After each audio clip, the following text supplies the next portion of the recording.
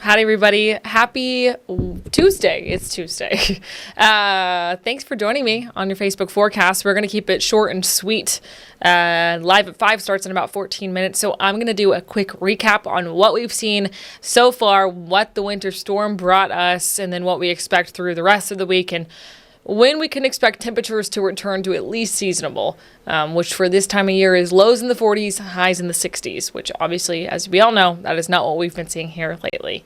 So let's just jump into it, what we saw as we woke up this morning. Most of you were greeted to a thin blanket, but a blanket nonetheless, of snow across your front lawns. Right now, the only report that we've gotten from the National Weather Service out of College Station is from a trained spotter that said they recorded about an inch of snowfall, which would break our previous record set back in 1954 of half an inch. It doesn't take much to break snowfall records here, obviously. The only reason this is not official just yet is because our record data is from Easterwood Airport, so that would be the fair comparison here, but we haven't gotten data specifically from Easterwood yet.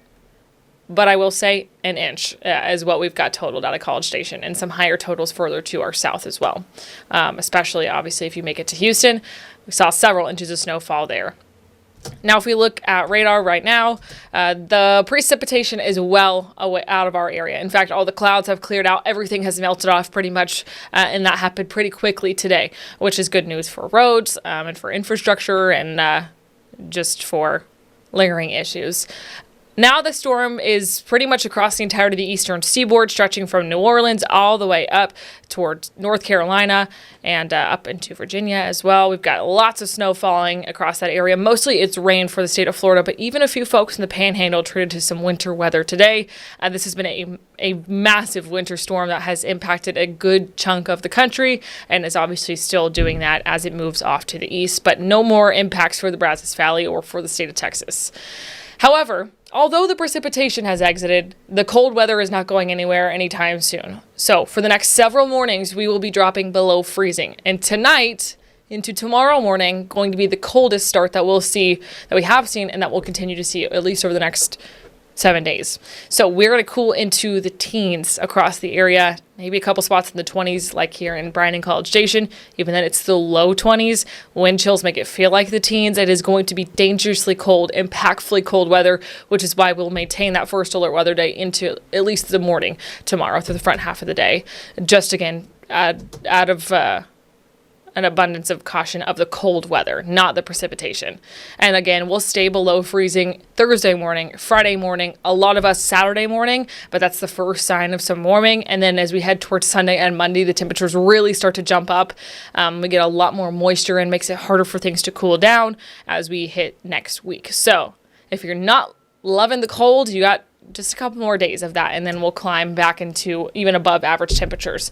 Until we get there, though, please keep your winter preparations in place. The 4 Ps. Pets need a warm place to be. Plants should be protected. Pipes should be protected. Tonight would also be the night, if you haven't been doing this, to drip your faucet and open up the cabinet doors, usher in some warmer air to the indoor plumbing as well, because, again, it's going to be the coolest morning we've seen so far. So, again, all good, safe practices. Better safe than sorry here. And then people checking on your neighbors and loved ones, be sure they're prepared for the freeze as well. And also, if you or someone you know needs a warm place to be, there are a couple warming centers still open across the Brazos Valley. If you need details on that, those are available on kbtx.com. In terms of travel through the rest of today, things are just going to be clear and melting. Honestly, I should change that to a green light today. All good. The only concern really is for a risk of refreezing overnight, because anything that is left on surfaces as a liquid will freeze overnight. So any ponding that maybe have been left from melting that wasn't able to evaporate, which there's not a ton of it, has a risk of refreezing. The only reason we've got a yellow light into Wednesday morning. So maybe some more rural areas, less traveled roads would be more of a concern there, and overpasses again with any liquids that are left there, but again, not overly concerned. And then by the time we get to the afternoon, really even late morning, green light, all clear, all that should melt off, and the sunshine will really help things feel much better across the area. In fact, we're going to try to get up to about 50 degrees tomorrow afternoon with the help of the sunshine and the winds out of the south. Then we turn to Thursday, another dip below freezing, climb to the mid-50s. Friday, same story, drop below freezing, climb to the mid to upper 50s. So the rest of the work week, it's really a lot of the same. Very cold mornings, close to seasonable afternoons. But the winds are going to shift around a little bit over the next couple of days. And then we'll get onshore flow beginning on Friday, continuing through the weekend, which again is what helps keep our morning lows much warmer as we hit Sunday morning into early next week. It's also what's going to help to put some rain chances, just plain old liquid rain chances on the board. Starting Saturday, looks a little bit better on Sunday, and then we'll keep kind of a 30% coverage, at least for now, starting next work week. So obviously there's still a lot of time between now and then that we'll continue to sort out this data and get you a more fine-tuned forecast, but we do expect rain to start to move in beginning on Saturday and really continuing as we get a couple different disturbances kind of cycling across our 16 counties. That'll keep rain in the forecast, and we'll kind of continue to chip away at drought. I'll get you one quick look at the drought monitor, then I will have to let you go because Live at 5 is about to get started.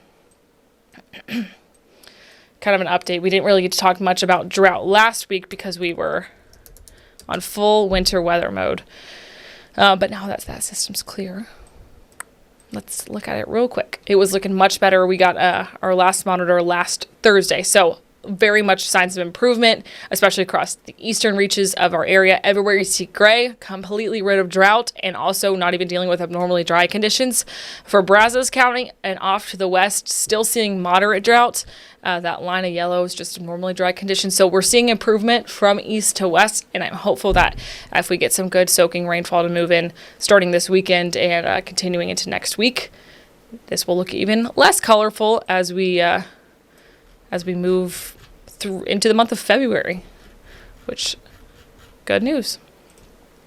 Okay, get you a look at the extended forecast real quick and we'll wrap things up here. I don't think there are any questions. So tomorrow, first alert weather day, at least through the morning, just for the very cold temperatures. National Weather Service has us under an extreme cold weather warning, just because temperatures are going to be extremely cold.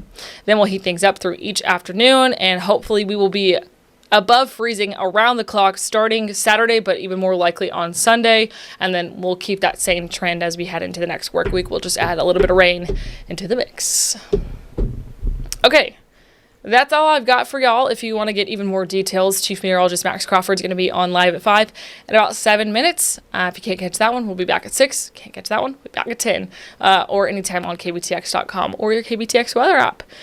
Hope you guys have a fantastic rest of your Tuesday. Stay warm as we head through the next couple of mornings. Going to be really chilly starts across the area.